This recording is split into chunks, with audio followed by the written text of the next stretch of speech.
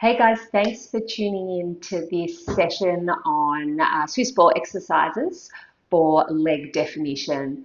So I think, having really defined sculpted legs is, awesome. And, it's something that, who doesn't want that? I think the Swiss ball is a fantastic tool to use if you have it at home or in the gym to really get into those muscles. It's a lot of eccentric loading, so using that slow, controlled efforts. And you can use it as part of a leg warm-up if you want, or as part of a core program. It's really fun and it's very challenging, so enjoy. So you're going to need your Swiss ball pumped up. We're going to lie on the back. So the first exercise is actually having the legs out straight. So we're going to try and find that long lever in the legs. Just having your palms up facing the ceiling and your big toes together. You're going to press down on the ball and tilt your hips under and squeeze the backs of your legs. So we're taking the back of the legs, that posterior chain, and we're lengthening out. So we're making it nice and long, and then we're engaging it under length instead of under the shortened position. And then slowly rolling back down. If you find it's a little bit uncomfortable on the back of the knees, you can pull the ball in a little bit closer towards you to support your knees a little bit from behind. The further away it is, so the more under your ankles it is, the harder the exercise is going to be. And then slowly back down. Good. And again, you're going to press into the ball, tilt the hips, lift. You should feel that the backs of the legs are starting to sort of kick in and engage. We're working slow motion here because we're trying to take out any chance of momentum. And lift, tilt, tilt, tilt, and slowly down. The next one, we're going to lift and hold it. Okay, this is where it gets a little bit more challenging. You're going to bend one knee in towards your chest without dropping your hips, or without tucking and rounding your lower back. So you just bring the knee into where you can without changing the position of your spine.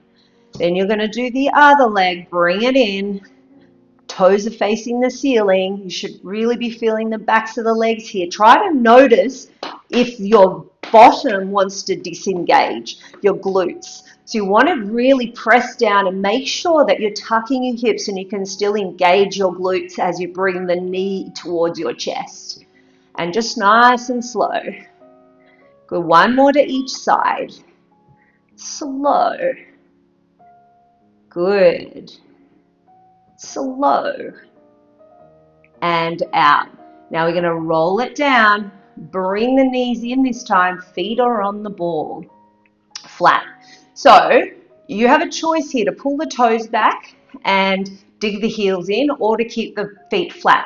Now, if you feel your calves are overworking with the feet flat, then I want you to pull your toes back towards you to take your calves out of it, because we really want to feel this in the back of the legs. So from here, you're going to dig the heels down and you're going to roll your hips up, tucking them underneath you, trying to keep your heels together. Really tilt those hips as much as you can, and then roll back down through your spine. So instead of a hip thrust where it's hip hinging, you're actually going to tuck the hips, pull those heels towards you, so you're not pressing the ball away, you're pulling it in, and now we're really shortening the hamstrings and rolling back down. Good. And again. And roll it up. If you find it's really unstable and you're finding it hard to control the ball, you can put the ball up against a wall to give you a little bit more stability. So you still get the instability of the ball, but you have a wall there to stop you from having it fly around. Two more. Tilt and lift. Hold. And slowly down. Last one. Tilt and lift. Hold it. Good. And slowly roll it down. Nice. So you're going to bring your feet down and we're going to come over the top of the ball. So you're going to lie over the ball and we're going to have the elbows down on the ground. So from here, your heels are together. Now, you have a choice here to have a long lever, which is straight legs, or a short lever, which is bent knees. So the longer lever is harder. So when we're lifting the legs up like this, it's going to be much harder for you to lift the legs without kind of dipping into the back here. So if you feel that you can't lift up without sinking into your back, I want you to shorten the lever so that you're just lifting it up and down with a short lever first to build up that strength and connection in the hamstrings and the glutes. Then you can straighten out the legs and create that nice long lever to lift the legs and lower them down. The key here is as you lift to sort of tilt your pelvis so that you don't dip into your back. So you're pushing out of your elbows, keeping your belly drawn in off the ball so that you're not dipping into the back. Then you lift and hold and you're just going to paddle like you're in the ocean, kicking little paddles up and down, focusing on squeezing the glutes together and getting the backs of the legs really working and breathing and lower it down. Good. And from here, we're just going to push the ball to the side like that.